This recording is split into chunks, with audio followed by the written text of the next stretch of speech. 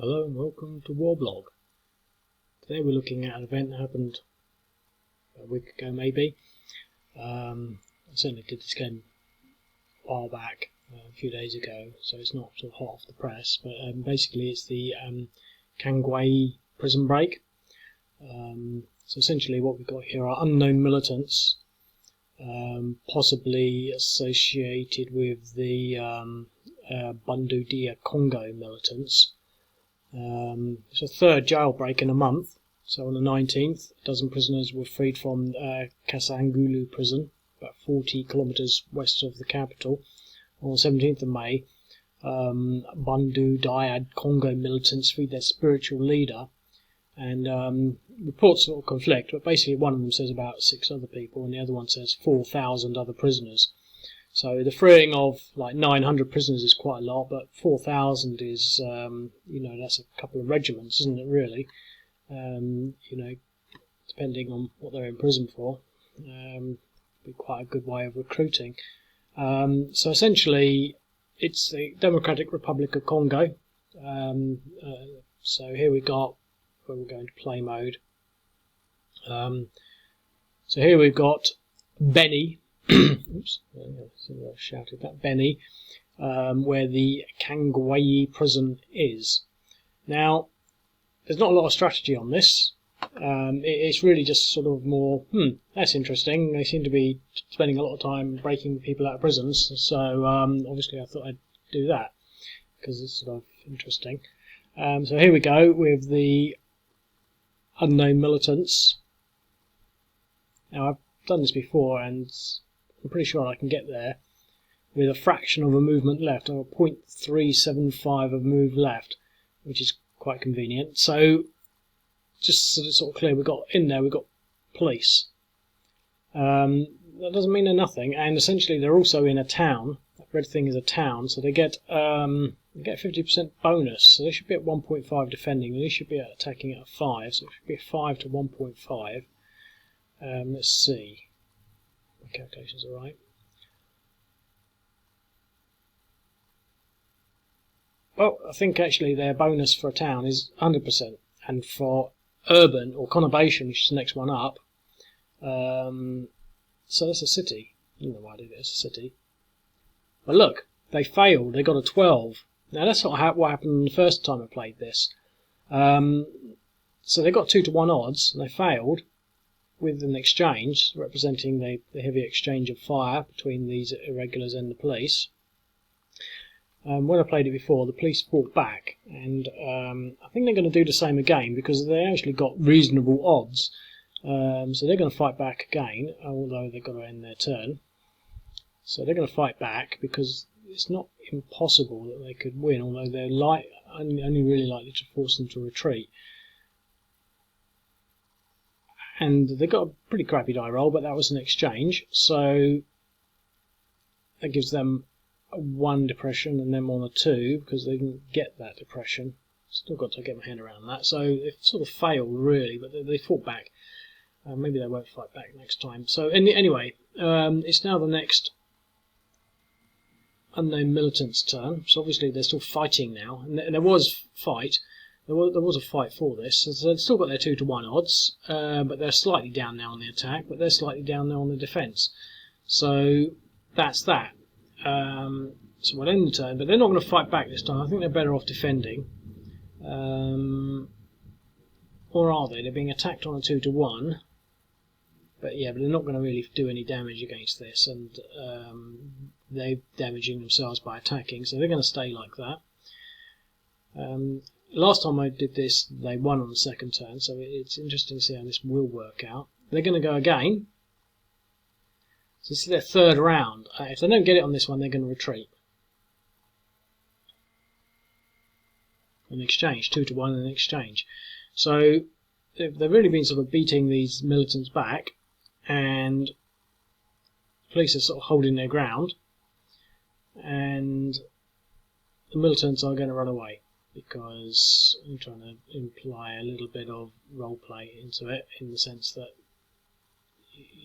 and also there's some motorised units that have appeared.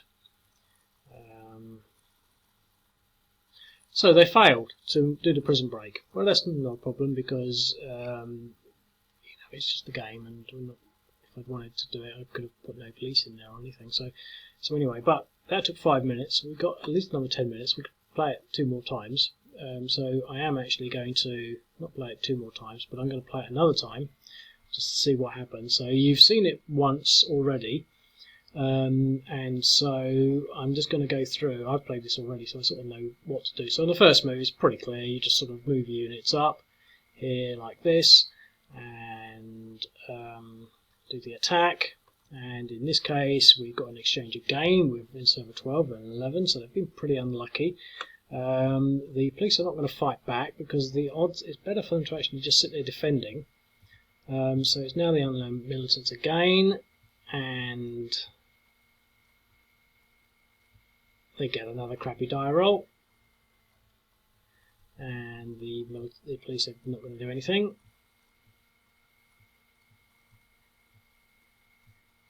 And they're going to attack one more time. Now the thing is, with the police not doing anything, they're actually recovering. And this time they got on a 1-to-1. They got an attacker retreat, and they've retreated to there. So that ends their turn. It's now the militants' turn, and again they're going to run away. Now that one took 1.5 minutes.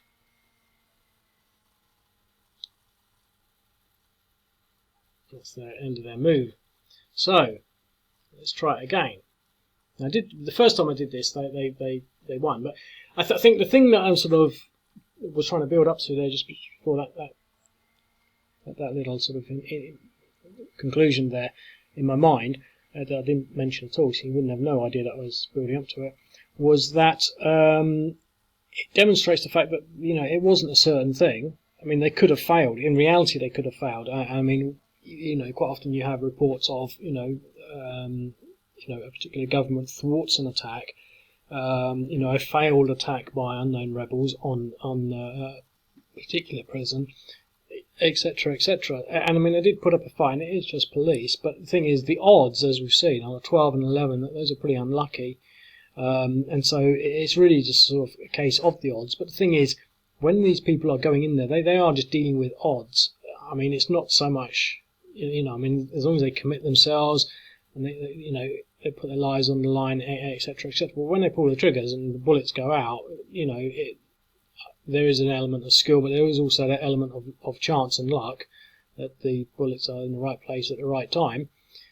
And so nothing is certain. So we've demonstrated there that maybe it was a high risk thing, but I don't think that those two games were representative because they were both really bad dice rolls. Whereas this one, third time, statistically it should be the other way around, which it was. Statistically, we've got now a 1. So instead of a 12, we've got a 1, which means we've got a completely different sort of scenario where they've gone straight in, done their attack, the police have retreated straight out. Now I've got to remember, this isn't sort of a victory. I'm not winning this. I'm just demonstrating the variance and degree of what could happen. And that's what the strategic planning is all about. And then you could say it's tactical, but you're sort of thinking, well, when you look at it, it's a chance probability. You say, well, what was the chance probability of that real thing happening? I mean, if you were to sort of say, okay, well, we're going to get how many ever unknown militants and attack this prison, how what would be the chances of that succeeding if there were 10 of them, or if there were 50 of them, or if there were 200 of them with air support, So anyway, that's their movement. They don't have any movement left. So the police are going to move back in. They're not going to attack. So they're going to attack again.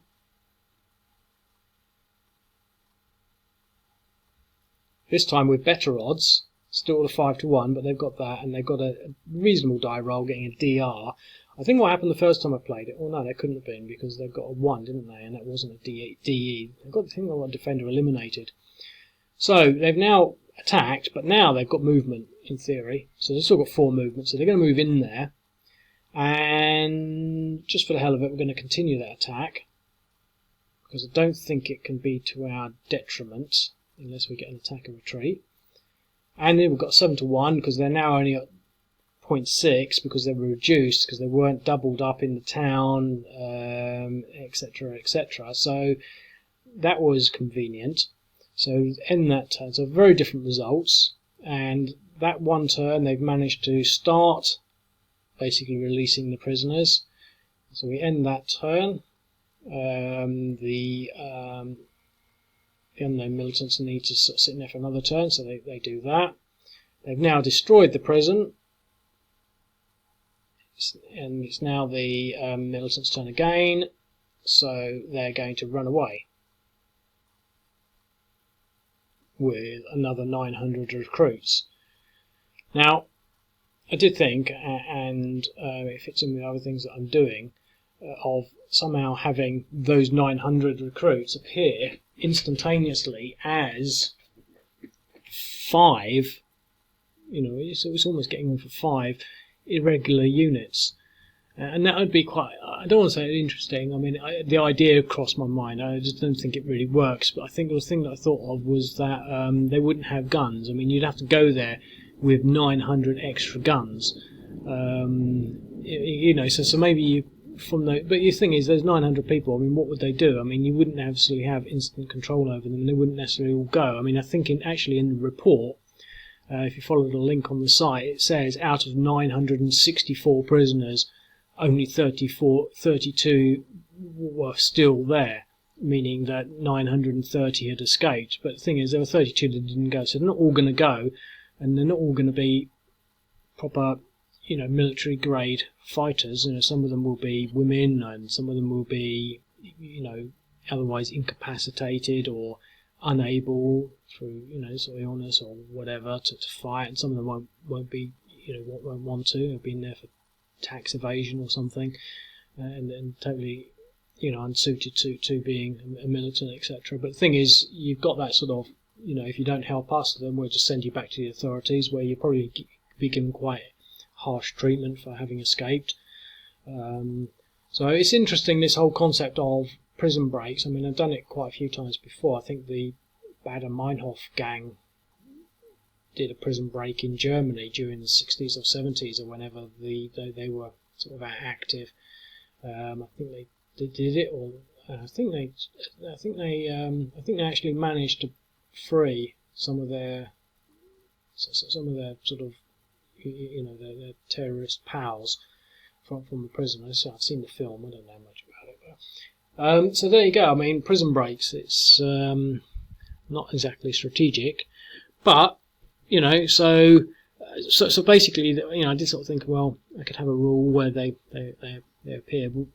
Although not relevant at the moment, I do have rules where units will appear under certain situations. I won't talk about that actually because it's not fitting for this video. But we've got a minute and a half left, so I'm just going to end that turn. So that's there, and we're going to assume that they've now left the board. So here come the thing is, another thing to sort of bear in mind, you really only had that, you didn't have a turn to spare. I mean, these units would have, if they hadn't left that turn, these units would have engaged. They've got one movement left. Oh, they can't get there. 1, 2, 3, 4. Yeah, it takes more than one movement to move a hex. So they had one turn spare. If they'd taken another turn, they'd still be there. Then it would be the unknown militant's turn. But here you go, we get some mechanised units coming on now, and then they would have retreated, so we could assume that they'd be there now. And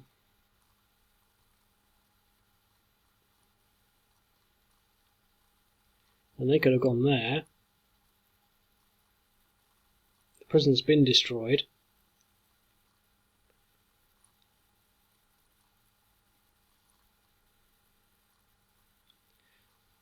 So there you go, and it also represents a historical footnote in something that happened in the Congo, and it does say that there is actually a lot of activity in the Congo at the moment because the Prime Minister has not stood down. Apparently they've got a plan for him to stand down, but when Prime Ministers don't stand down in Africa, it usually spells bad omens.